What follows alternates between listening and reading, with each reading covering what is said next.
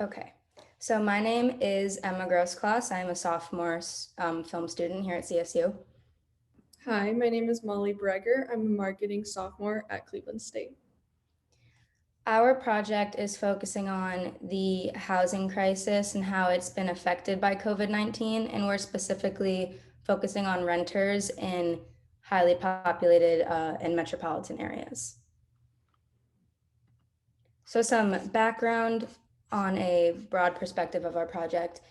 We all know that the pandemic has affected every part of our lives, and it's also severely worsened the housing crisis throughout America and throughout the world as a whole. For example, the poverty rate has risen almost an entire percent, which has caused projections to say that over 100 million people by the end of 2020 that weren't already in poverty will be pushed below the poverty line. One thing that was put in place to help this, which our project is heavily centered around, are the moratoriums or holds on rent. But now, instead of a security, it's almost posing as more of a threat because they're set to not be renewed and to drop at different times throughout December, which would mean that everybody's back rent is due and they already don't have this money. And it's also happening during the most dangerous season of the year to face eviction and even possible homelessness. Our process and execution of our video, we conducted interviews with 3 local organizations that are helping these low income and at-risk people in the community one-on-one and connecting them with grants and funds. They were the Salvation Army, Ohio Citizen Action, and Organize Ohio. We sought out various locations throughout Cleveland. We drove around and shot B-roll and footage for our film. We did extensive research within newspapers and online articles that had to do with our conversations with our interviewees. We did encounter several problems during this process that we had to figure out, which all ironically related to COVID. We couldn't get any in-person interviews because of social distancing, and we also couldn't secure locations at these organizations to shoot at because of social distancing. Our idea has a successful future ahead of ourselves. Locally, there are numerous organizations actively helping those struggling and that are willing to work with us. This idea is original because everything shown in the news is focusing on a very broad government standpoint. We are focusing on communities and the organizations that are working one-on-one with individuals at risk. Because of this, our project is shedding light on how neighbors can help each other.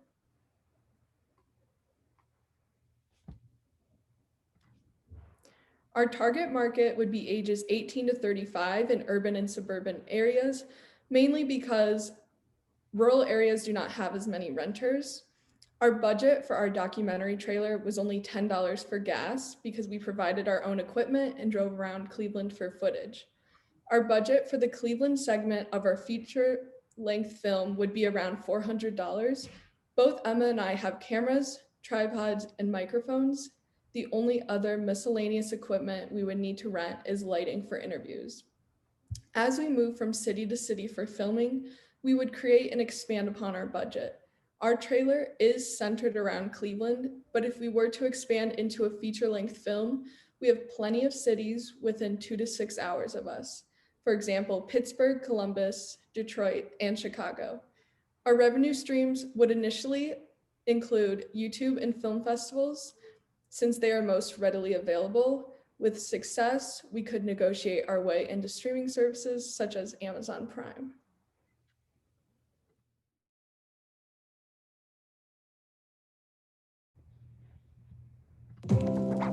Is it good?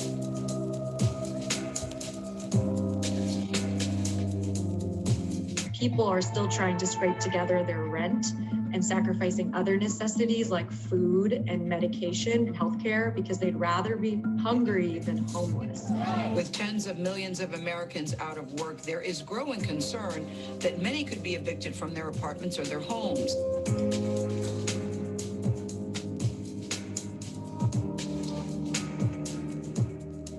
Larry Bresler, I'm the director of Organize Ohio.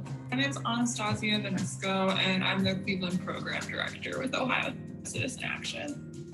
My name is Bo Hill, and I'm the Executive Director for the Salvation Army Harbor Light Complex. Organize Ohio is an organization that works to promote and assist grassroots community organizing as a strategy for progressive change, and to help start a variety of different grassroots organizations, most of which are working to address issues of poverty.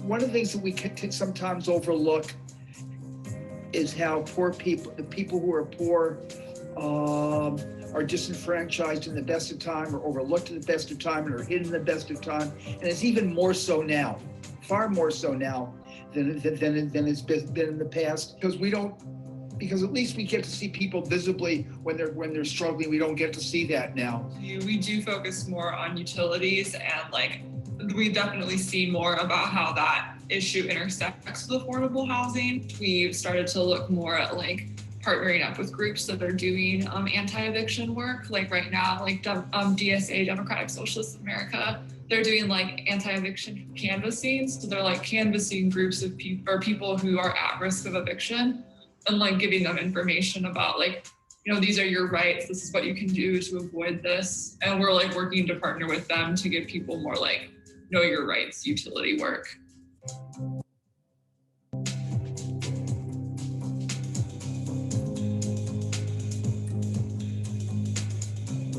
Cleveland, for example, they're gonna end their water and power shut off moratorium on December 1st.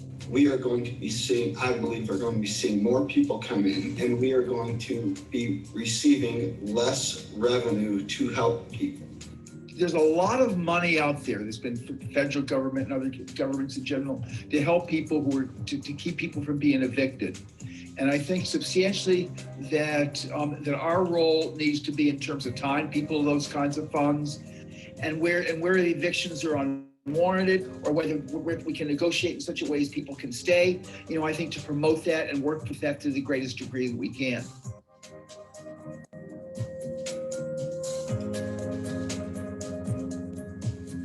We, as the Salvation Army, have government resources, which we have to abide by all the bureaucracy and everything like that. But we also have discretionary resources that we have the flexibility to utilize to help people with however we can to help them. We don't have to go through that bureaucracy. Because I think it's a really good point. When we're doing statewide stuff, it's way more, and we're trying to get in contact with our legislators. It's way more difficult because you're really working on their timeline. And when you're doing these things in Cleveland, you can just do that directly. And then too, there's, I mentioned, the Cleveland Foundation, part of their, Neighborhood Connections, that's a part of that. They're giving out emergency grants. So if someone has an idea for how they can help their neighbors, they want to pay for some folks' utilities, they can apply for that emergency grant to get it done, and they have a really quick turnaround. So that's I think kind of unique, because they don't normally have that kind of turnaround. So that's not normally something I would suggest, but I do think that that's something people can do right now. Thank you. Yes, thank you, everybody, for listening. Thank you, Emma and Molly.